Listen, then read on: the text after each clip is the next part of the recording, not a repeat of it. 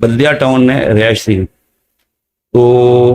میرے پاس جو ہے نا کرائے کے پیسے نہیں تھے، میں اس وقت گارمنٹ سے کام کرتا تھا، تو بلدیہ ٹاؤن سے جون کے مہینے میں کورنگی انڈسٹری لے کے پیدل جانا، پیدل جانا اور وہاں پھر چکر لگانا فیکٹریوں پہ، اور یہ معمول بن گیا تھا میرا، پھر واپس اسی طرح آنا پیدل، کرایہ نہیں تھا اس لیے اس چکروں میں، تو وہ اس دوران مجھے اور کئی واقعات ہوئے، بڑے ایسے ڈکیت قسم کے بھی لوگ ملے، انہوں نے کہا آپ اس طرح گھوم رہے ہو، ساری زندگی گھومو گے، آپ کو کچھ حاصل نہیں ہوگا، ہم آپ کو یہ سامان دیتے ہیں، یہ کرتے ہیں، ابھی چلو یہ آپ سے یہ کام کروا لیتے ہیں، آپ کا پیسہ بہت آپ کو مل جائے گا۔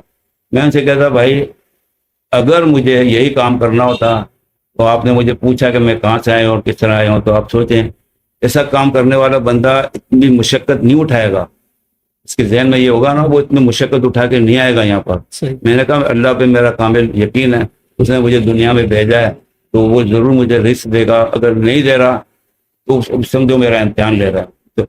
میں نے کہا یہ مجھے منظور ہے سختی، لیکن میں غلط کام کی طرف نہیں جاؤں گا۔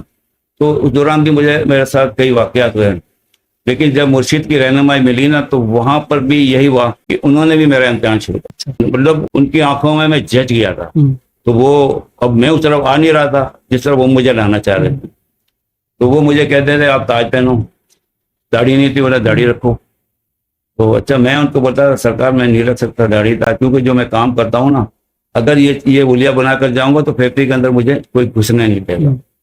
بولے نہیں آپ کر دو، تو میں ان کی یہ بات ان کی نہیں مانتا، تو گھر کے معاملات ایسے تھے کہ میں کہا نہیں اگر اس طرح آ گیا تو پھر وہ بچے ہیں سب چولہا نہیں جلے گا، پریشانی ہوگی،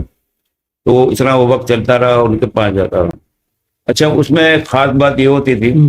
کہ جب میں کسی اور کو کوئی بندہ مجھے کہے نا آپ نے مرشد کے پاس جاتے ہو ہمارا یہ مسئلہ ہے تو یہ حل کرا دو، میرا چلو ان کے پاس، جب ان کو لے کر جاؤ نا وہ مسئلہ ایک ہی دن میں حل، وہ جو کہے نا بس اسے ان کو آنے کی ضرورت نہیں ہوتی، وہ یہ بھی سلسلہ چلتا رہا۔ تو ایک دن جو ہے نا انہوں نے مجھے کہا میاں آپ یہ بندے لے کر آ جاتے ہو، نے آپ کو کوئی مسئلہ حل کیا؟ میں تھوڑی دیر چپ ہو گیا، میں نے کہا سرکار کوئی بات نہیں،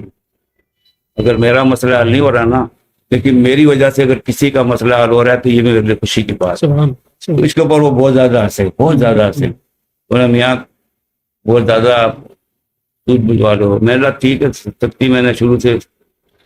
وہ جھیلی اور آج میں آپ کے پاس آیا بھی اسی لیے تھا کہ سختی سے نکلوں، لیکن سختی میری ابھی بھی جاری اور ساری ہے۔ انہوں نے کہا جس دن بھوکے سو جاؤ نا میرا آ کے گریبان پکڑ۔ اللہ